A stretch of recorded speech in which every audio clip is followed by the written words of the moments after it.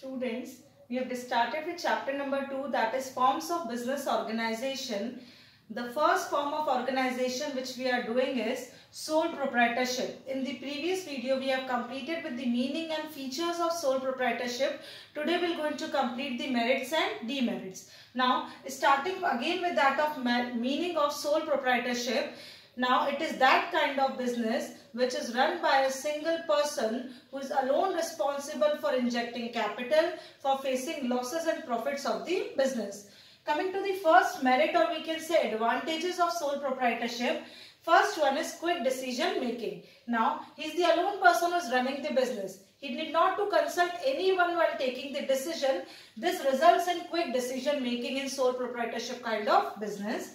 Second one, easy formation and closure. As we have already understood, very less or little or few formalities are required to be complied with in order to start such kind of business. I have given you the example. For example, opening a general store.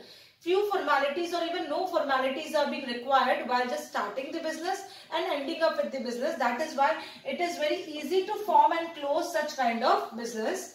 Third advantage, only person to enjoy the profit. As it is a sole proprietorship business, a single person is running the business. That is why he is the only person who will going to enjoy the fruits of the business. That is why whatsoever is the earning and whatsoever is the profit, he is the alone person who will going to handle and enjoy all the profits. Coming to the fourth one, a sense of achievement. A sense of achievement comes in the mind of sole proprietor when all the decisions are being taken by him, capital is being introduced by him, profits are introduced by or enjoyed by him, risk has been faced by him. That is why it gives a sense of achievement to the sole proprietor. And the last one is confidentiality of information. All the secrets of the business lies with sole proprietor only. He does not to share any sort of vital information regarding his business with any another person. That is why secrecy or confidentiality of information can be maintained in case of sole proprietorship. So we have done 5 advantages. That is first one, just need not to consult anyone. That is why quick decision making, very easy to form and close such kind of business as very few formalities are there. He is the only person who will going to enjoy the profits.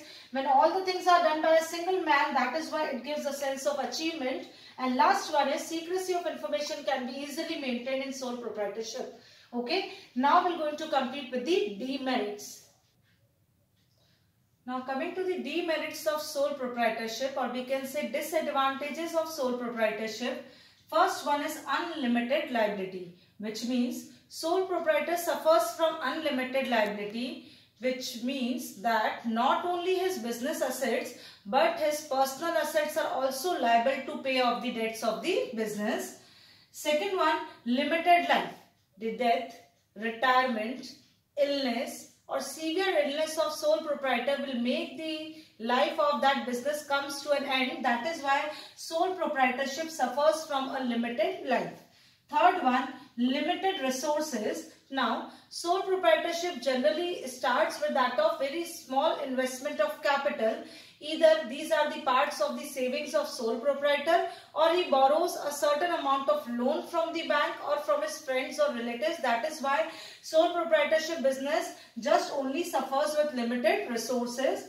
Last one, limited managerial ability. Now, under sole proprietorship business, sole owner is the only person who handles all the functions of business, say marketing, selling, accounting, financing.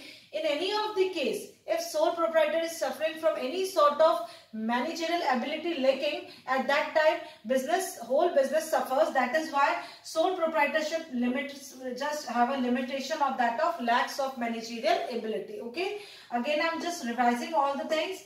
Unlimited liability because not only the business assets but personal assets are also liable to pay off the debts of the business. Next one, limited life because the death, severe illness of sole proprietorship automatically just brings that business into an end. Limited resources are there because these businesses start only with the investment which is being done by the sole proprietor or by just borrowing a small amount of loan from the bank or small friends or relatives. Fourth one, limited managerial ability, which means that all the functions in the business are being handled by sole proprietor. One limitation regarding any one of the function will bring the business into an end. That is why this business suffers from limited managerial ability. So here we have completed with the first kind of business organization, sole proprietorship. In the next video, we are going to take the next kind of business organization. Thank you.